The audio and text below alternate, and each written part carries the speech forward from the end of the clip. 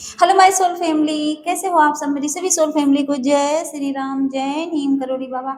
आज मैं ट्विन जो सोल हैं, जो ट्विन फ्लेम जर्नी में हैं, आज मैं उनके बारे में बात करूंगी।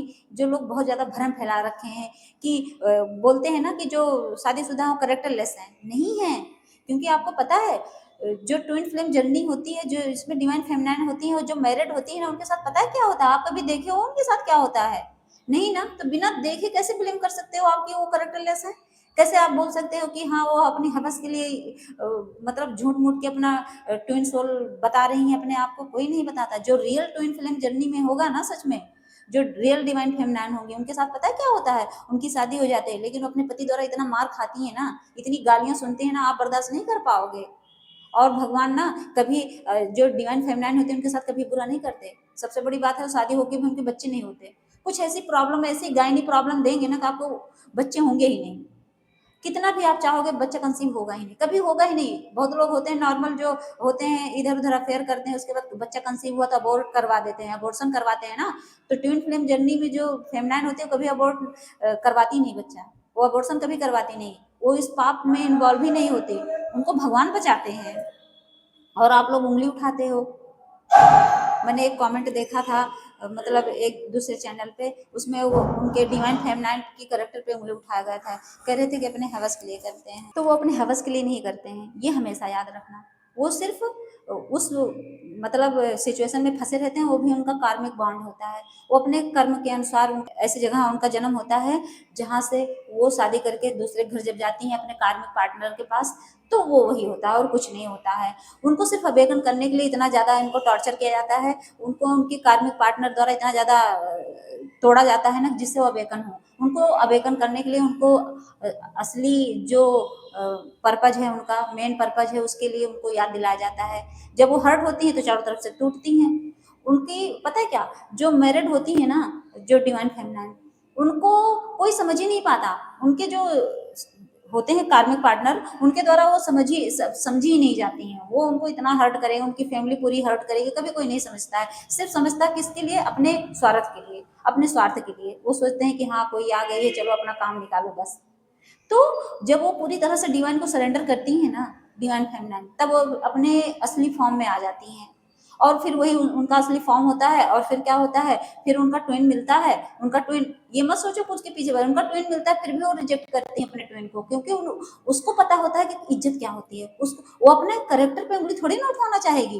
कोई डिवाइन फेमिनाइन नहीं चाहती कि उनकी करेक्टर पर उंगली उठे। लेकिन हाँ, डिवाइन द्वारा खेल ऐसा रचा जाता है कि उनके ऊपर उंगली उठती है, लेकिन इतना ज्यादा प्रोटेक्ट करके डिवाइन उठाता है कि उस पर ब्लेम ना लगे। तो पता है क्या करता है डिवाइन? उसके जो कार्मिक पार्टनर होंगे ना, जब उसको बच्चे बच्चे नहीं होंगे, मतलब कुछ ऐसा जाल जरूर भगवान बनाएंगे जिससे उसके ऊपर ब्लेम ना लगे, कोई कलंक ना लगे। तो पता क्या करते हैं, वो उसका कार्मिक पार्टनर अपने आप लड़की ढूंढना शुरू कर देता है। उसको बोलेगा मैं तुम्हें तलाक दे रहा हूँ, मैं तुम्हारे साथ नहीं रह सकता। वो अपने आप निकालता है। वो अपने आप निकलती नहीं है, वो निकाल देता है, घर से ही निकाल देगा, बोलेगा भाग जाओ। तब डिवाइन मिलाते हैं उसके ट्विन को। ये मत सोचिएगा गलती से डिवाइन अपने आप ही सारा कदम उठाते, कुछ नहीं उठाते दी। वो डिवाइन फेमिनाइन ना, वो चाहती ही नहीं निकलना। वो चाहती ही नहीं निकलना। वो तो बेचारी खुद ही इतना स्टक रहती है, अपनी सिचुएशन को देख के हमेशा रोना धोना लगा रहता है। वो कभी नहीं चाहती कि मैं अपने हाथ से कोई पाप कर्म करूं, किसी को त्यागूं, कोई नहीं। वो डिवाइन अपने आप उसको मतलब इतना ज्यादा मतलब हर्ट करवाता है ना, कि डिवाइन अपने आप ही उसको इतना तोड़ देते हैं कि जो मर्जी हो कर लो मेरे साथ। वो सरेंडर कर देती है कि हे भगवान, जो आप करोगे वही होगा। वो हमेशा डिवाइन की तरफ रहेगी और डिवाइन को सरेंडर करती है, ना कि वो इधर उधर भटकती है। नहीं भटकती। जो भटकता है समझ लो डिवाइन फेमिनाइन है ही नहीं। डिवाइन फेमिनाइन और मैरिड भी हैं तो समझ लो वो कभी भटकेंगे नहीं, कभी नहीं भटकेंगे। वो अपने आप को डिवाइन को ही सरेंडर करती हैं और डिवाइन ही उनको रास्ता दिखाता है। डिवाइन को पता है ना कि मुझे इस बच्चे को कैसे प्रोटेक्ट करना है। वो प्रोटेक्शन करते हैं ना डिवाइन। तो आप लोग भरम पाल बैठे, ऊपर से करेक्टर पे उंगली उठा रहे हो। कुछ नहीं, नहीं उठाना है आपको। अगर आप भी मान लीजिए मैरिड है, कोई डिवाइन फेमिनाइन मैरिड है ना, तो आपको सबसे पहले डिवाइन को सरेंडर करना है। आप अगर नहीं करोगे तो आप बहुत ज्यादा जाल में फंसोगे। अब जाल में जैसे मकड़ी का होता है ना जाल, जब मकड़ी होता है, मकड़ी अपना जाल अपने आप बुनता है, उसके बाद क्या करता है, उसी में फंस के उसी में मरता है। तो आप जितना आप भटकोगे, डिवाइन को सरेंडर नहीं करोगे, उतना आप अपने अपने बनाए हुए जाल में फंस के अपने आप को खत्म कर दोगे। कुछ नहीं कोई कर पाता है। ये मत सोचिएगा आप इस जर्नी में हैं तो आप पूरा युद्ध जीत जाएंगे, नहीं। इस युद्ध को जीतने के लिए जैसे महाभारत में अर्जुन को भगवान कृष्ण का सपोर्ट लेना पड़ा था, वैसे हमें इस युद्ध में, इस जर्नी को जीतने के लिए, अपनी हाफ सोल को पाने के लिए, इन सब के लिए सिर्फ एक ही प्रोटेक्शन है, हमारे डिवाइन। जब तक आप डिवाइन के सानिध्य में नहीं जाओगे तब तक आपका भला कभी नहीं होगा। आप भटकते रहो, करवाते रहो खूब टेरर रीडिंग, कोई टेरर रीडर नहीं बता पाएगा आपके भविष्य को, ये हमेशा लिख के रख लीजिए।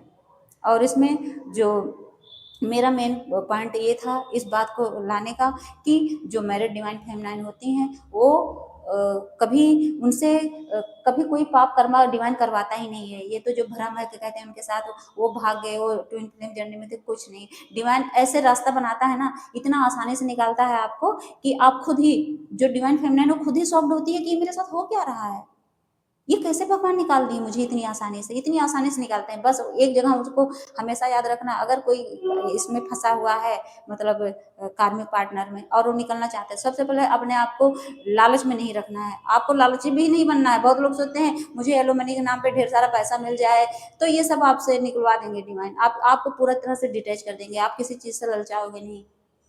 जब आप इस हद तक आप पूरा अवेकन हो जाओगे ना, तब आपको निकाल देंगे डिवाइन, ये भी याद रखना। जय श्री राम, जय नीम करोली बाबा।